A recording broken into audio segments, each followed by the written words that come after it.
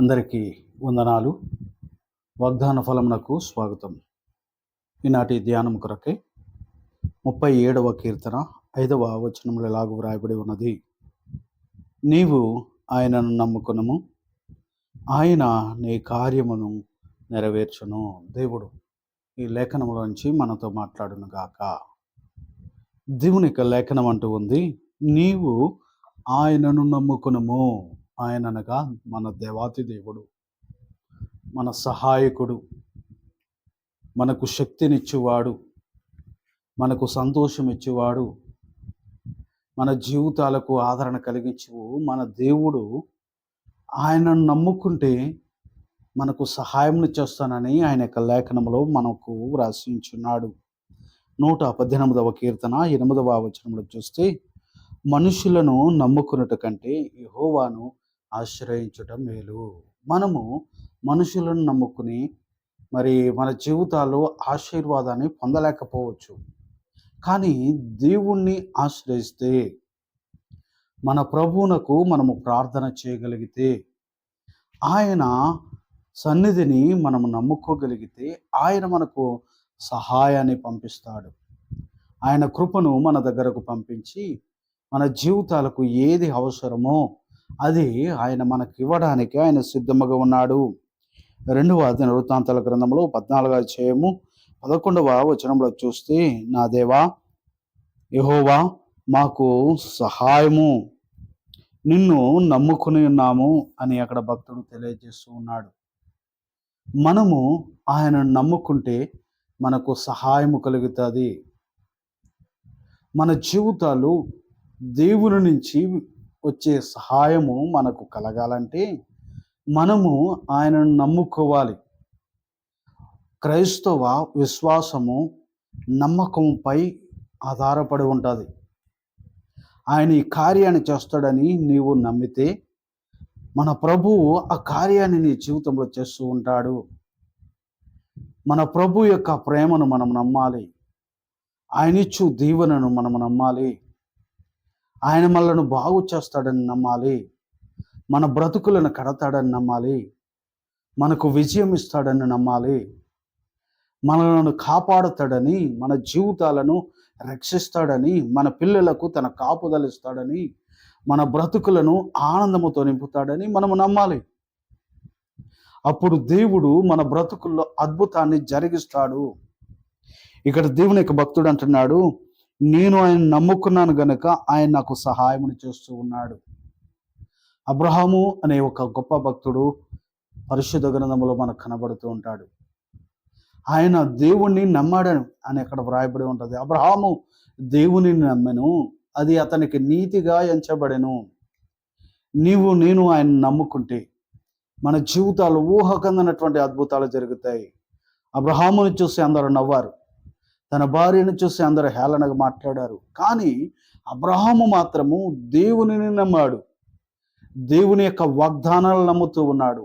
దేవుని యొక్క ఆశీర్వాదాన్ని నమ్ముతూ ఉన్నాడు. ఆయన ఇయ్యబోయే బహుమానమును ఆయన ఇస్తాడు అనే నమ్మకంతో, నమ్మికతో ప్రార్థన చేసినప్పుడు దేవుడు అతని కలిగినటువంటి విశ్వాసాన్ని బట్టి దేవుడు అతని జీవితంలో అద్భుతాన్ని జరిగించాడు.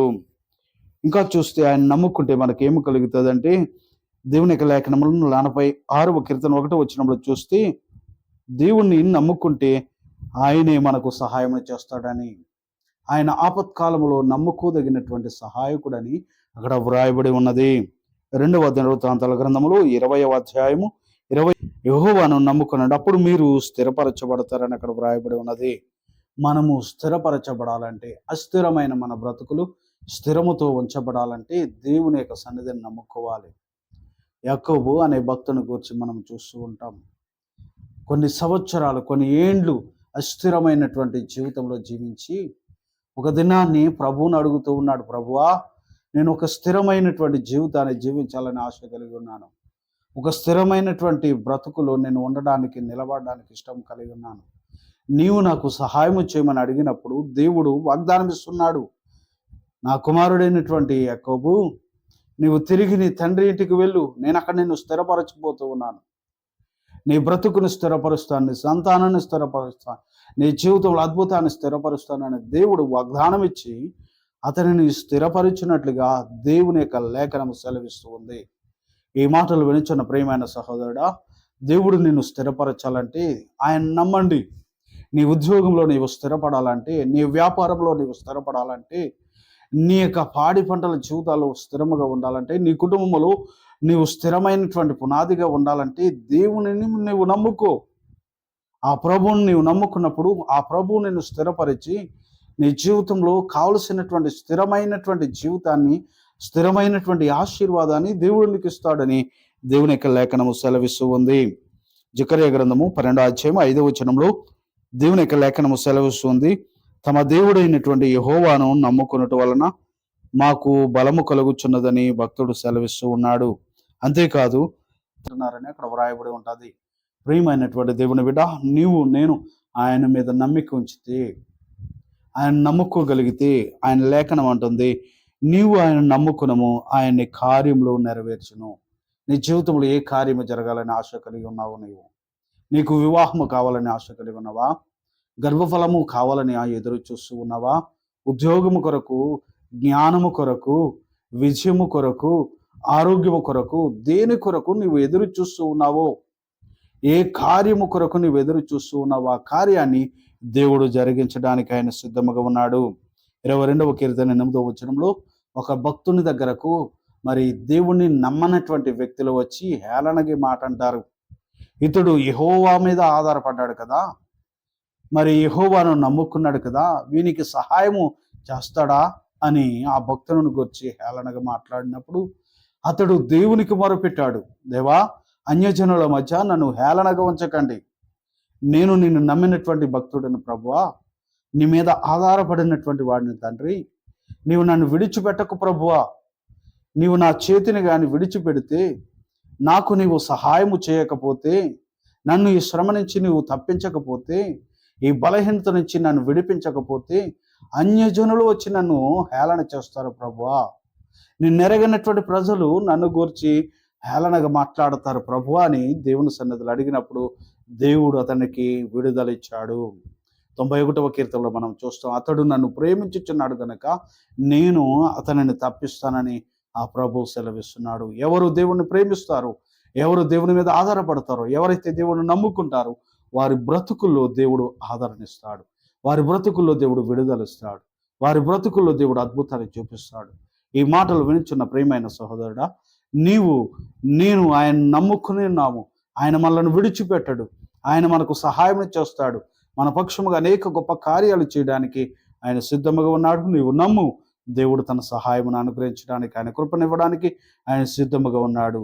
ఆయన మన కొరకే తన చేతిని చాపించున్నాడు, మన కొరకే ఆయన గాయాలను చేయించుకున్నాడు, మన కొరకే ఆ శిలువ మరణాన్ని అనుభవించాడు. మనలను దీవించాలని, మన కార్యాలు నెరవేర్చాలని మన పక్షముగా తండ్రికి విజ్ఞాపన చేస్తూ ఉన్నాడు.